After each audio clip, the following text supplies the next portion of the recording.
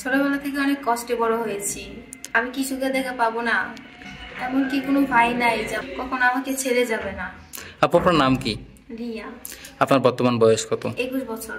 কোনো ভাই যদি আপনার সাথে যোগাযোগ করতে চায় কিভাবে যোগাযোগ করবে? আপনাদের মাধ্যমে। সুপ্রিয় দর্শক, এই মুহূর্তে স্ক্রিনে একটি নাম্বার দেখা যাচ্ছে। নাম্বার ইমো হোয়াটসঅ্যাপ দুটোই আছে। আপনারা কেউ যদি রিয়ার দায়িত্ব নিতে চান, রিয়ার সাথে কথা বলতে চান, রিয়ার একটা ছবি স্ক্রিনশট মেরে ইমো বা হোয়াটসঅ্যাপে পাঠিয়ে দেবেন, সাথে ভয়েস করে জানিয়ে দেবেন আপনি কোথা থেকে বলছেন, আমরা যোগাযোগ করিয়ে দেবো। রিয়া, আপনার ফ্যামিলিতে কে কে আছে? মা আছে, একটা ছোট ভাই আছে। যে মানুষটা আপনার দায়িত্ব নেবে তার বয়সটা কেমন হতে হবে? তার বয়স যেমন হোক না কেন আমার কোনো আপত্তি নেই। 30-40? আমার কোনো সমস্যা নেই। আপনার কি এর আগে বিয়ে শাদী হয়েছিল? না না, কোনো বিয়ে সাথে হয়নি। একজন বিবাহিত ভাই যদি আপনাকে বিয়ে শাদী করতে চায়, তাতে আমি রাজি আছি। নামাজ কালাম পড়েন? জি। কোরআন শরীফ পড়তে পারেন? জি।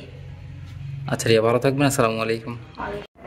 ছোটবেলায় বাবা মাকে হারিয়েছে, বড় হয়েছে নানি বাড়িতে। যেভাবেই হোক নানি বিয়ে শাদী দিয়েছে এক জায়গায়, কিন্তু ওইখানে আমার সুখের দেখা মিলল না। কিন্তু সেখানে তারা পরবর্তীতে যৌতুক দাবি করেছিল, কিন্তু আমার নানির সামর্থ্য নাই যৌতুক দেওয়ার।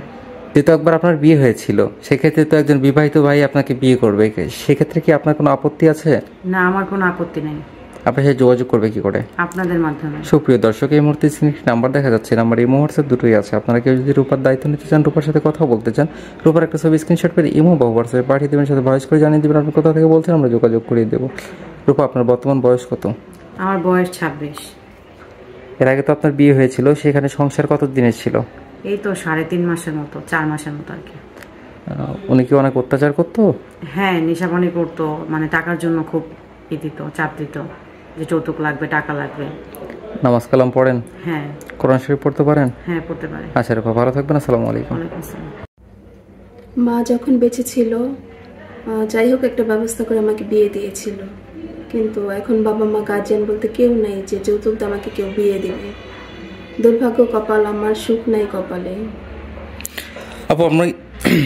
আপু, আপনি আমাদের কাছে বিয়ের জন্য এসেছেন, তাই তো? হ্যাঁ। আপনার নাম কি? সেতু ইসলাম। কোনো ভাই যদি আপনার সাথে যোগাযোগ করতে চায় কিভাবে যোগাযোগ করবে?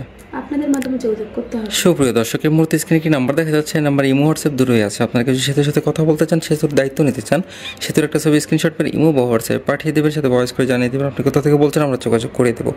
সেতু, আপনাকে যে বিয়ে করবে তার বয়সটা কেমন হতে হবে? তার টাকা পয়সা কেমন থাকতে হবে? তার বয়স যেমনই হোক আমার কোনো সমস্যা নাই, তার টাকা পয়সা না থাকলে সমস্যা নাই, কারণ মানুষের জীবন কখন কার মৃত্যু হয় বলা তো যায় না। আমি চাই ভালো একটা হাজবেন্ড, ভালো মনের মানুষ, এক কথায়। আপনার যেহেতু বিয়ে হয়েছিল একবার, সেহেতু তো একজন বিবাহিত ভাই চাবে আপনাকে বিয়ে করতে, এতে আপনার কোনো সমস্যা নাই, আমার কোনো সমস্যা নাই বিবাহিত হলেও। নামাজ কালাম পড়েন? হ্যাঁ, নামাজ কালাম পড়া হয়। আচ্ছা সেহেতু ভালো থাকবেন। আসসালামু আলাইকুম। আসসালামু আলাইকুম।